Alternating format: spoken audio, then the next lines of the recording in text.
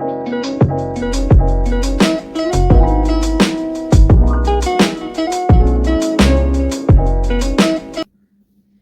Guys, welcome to my channel. आज मैं आपके लिए लेके आई हूँ मैथ का सिंप्लीफिकेशन का टॉपिक। इसके अंदर क्या होता है, हमें पॉइंट्स के अंदर जैसे 3 डिजिट 4 डिजिट तक एग्जाम में पॉइंट्स के बाद डिजिट्स दी रहती हैं, जिसकी वजह से हमें वो देख के बहुत ऐसा लगता है कि बहुत कॉम्प्लिकेटेड कैलकुलेशन है।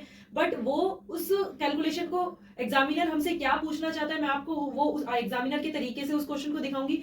और साथ में वो बहुत ही ईजी मेथड से सोल्व हो जाता है। उसके अंदर या तो एक प्लस करना रहता है या एक माइनस करना रहता है। तो आइए देखते हैं।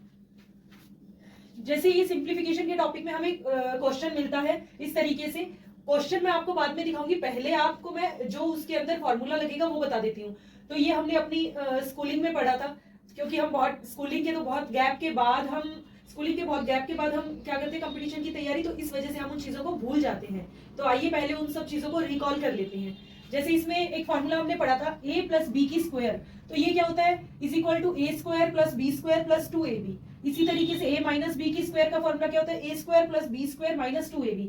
और एक फॉर्मूला होता है A square minus B square, जो कि होता है A plus B A minus B. तो ये फॉर्मूलाज हमें ना इन चीजों को देखना है कि कहाँ पे ये चीज बन रही है। तो जैसे मैं आपके लिए एक एग्जांपल बताती हूँ आपको। जैसे हमें अब दिया हुआ है 2.086 मल्टीप्लाई 2.086 माइनस दिया हुआ है 1.892 मल्टीप्लाई 1.892 और नीचे हमें क्या दिया है 2.086 प्लस 1.892। तो इस कैलकुलेशन को अगर हम इस क्वेश्चन को देखेंगे तो हमें ये बड़ा डिफिकल्ट क्वेश्चन लगेगा। बट इसमें देखिए फॉर्मूला क्या लगा है, ए। जैसे आपकी जो भी वैल्यूज होंगी ना, डिजिट्स होंगी, आप उनको ए बी या एक्स वाई जैसे भी मान के करना चाहिए आप कर सकते हैं। तो इसमें मैं इसको ए मानती हूँ, ये मेरा ए है और ये मेरा बी है। अगर ये मेरा ए है तो ए को ए से मल्टीप्लाई करने पे क्या बन जाएगा, ए स्क्वायर, और बी को बी से मल्टीप्लाई करने पे बन जाएगा बी स्क्वायर। और नीचे क्या हो गया, ए प्लस बी। ये तो ए प्लस बी दिया, but A square minus B square हमारा क्या फॉर्मूला होता है, A plus B A minus B upon में क्या है, ए प्लस बी। तो a प्लस बी से a प्लस बी चला गया तो a माइनस बी हमारा आंसर होगा। तो इसमें हम 2.086 को अगर माइनस 1.892 से अगर माइनस कर देते तो वो हमारा आंसर होगा। तो इसी तरीके से इस कैलकुलेशन को हम इन वे में पढ़ेंगे।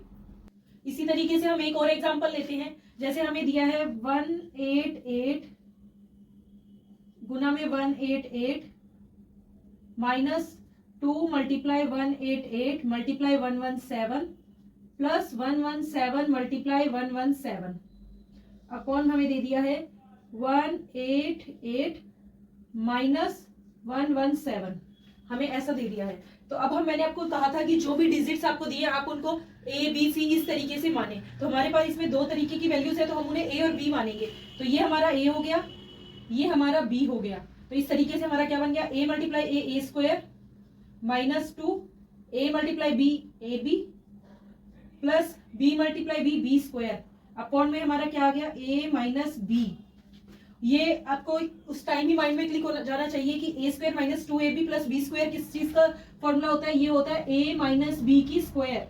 और अपॉन में हमें दिया a माइनस बी। तो a माइनस बी से की स्क्वायर से एक a माइनस बी कट जाएगा तो हमारा आंसर आ जाएगा a माइनस बी। तो इस तरीके से हम बहुत ही कम समय में इस कैलकुलेशन को इजी बना सकते हैं। अब यहाँ पे तो ये आपको लग रहा होगा शायद कि तो लॉन्ग मेथड है, बट अगर आप प्रैक्टिस करोगे ना इन क्वेश्चंस की, तो आपको ये सब लिख के थोड़ी वहां पे सॉल्व करना है, आपको तो आंसर टिक करना है। तो आपको डायरेक्ट माइंड में ये जो मैंने लिखा है आपके पास डायरेक्ट इस लाइन के बाद अगर आपके पास क्वेश्चन में ये दिया तो आप इसको डायरेक्ट यहां तक पहुंचेंगे। ये जो बीच की कैलकुलेशन है वो आपको लिख के नहीं देखनी है, वहां पे आपको हर क्वेश्चन में टाइम सेव करना है, ताकि आप वो टाइम उस क्वेश्चन में दे सके जहां पे आपको शायद प्रॉब्लम आए और आपको कंसेप्चुअल बेस से उस क्वेश्चन को क्लियर करना पड़े। इस वजह से हम क्या करेंगे, हम इसकी इन क्वेश्चंस की इतनी प्रैक्टिस करेंगे कि जिस वजह से हमारा जो एग्जाम में अगर ऐसा क्वेश्चन हमें दिखता है तो हम वो पहले स्टूडेंट हो जो सबसे इजीएस्ट इस क्वेश्चन को निकाल के और जल्दी से जल्दी उस क्वेश्चन को सॉल्व कर सके।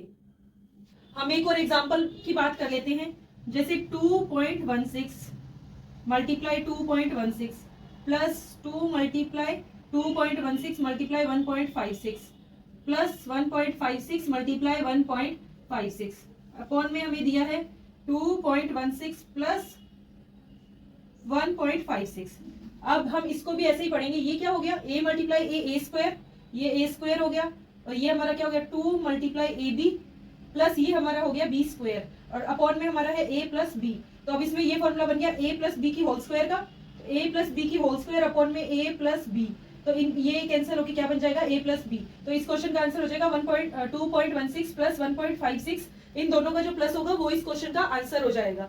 और एग्जामिनर हमसे ऐसा जो होता है कैलकुलेशन दिखा के यही पूछना चाहता है कि आपको क्या ये फॉर्मूले याद हैं, क्या आपने इन क्वेश्चंस की प्रैक्टिस की है। तो वो जो क्वेश्चन आपका ऐसा टफ कैलकुलेशन का आएगा वो आपको ऑलरेडी वो इसी फॉर्म में ही देंगे, वो डिजिट्स चेंज नहीं करेंगे। हो सकता है आपके माइंड में अभी ये आ रहा हो कि मैम ये तो सेम डिजिट्स है, इस वजह से आप तो वही डिजिट्स ले रहे हो जो आप अपने हिसाब से हमें बताना चाहते हो, पर एग्जामिनर भी आपसे यही पूछना चाहता है। वो और कुछ कहाँ से क्वेश्चंस लाएगा, हमारा लिमिटेड सिलेबस है और हमें उसी सिलेबस को कवर करके एग्जाम क्लियर करना है। तो एग्जामिनर हमसे यही सब चीजें वहां पे पूछना चाह रहा है कि क्या हमें ये पॉइंट्स याद हैं। तो इसी वजह से इससे बाहर ऐसा क्वेश्चन नहीं आएगा। और आप खुद मॉक टेस्ट लगाएंगे तो आप उन टेस्ट सीरीज में भी देखेंगे कि आप इन क्वेश्चन की जब प्रैक्टिस करेंगे तो ये वाले क्वेश्चन इसी फॉर्म में आपको मिलेंगे।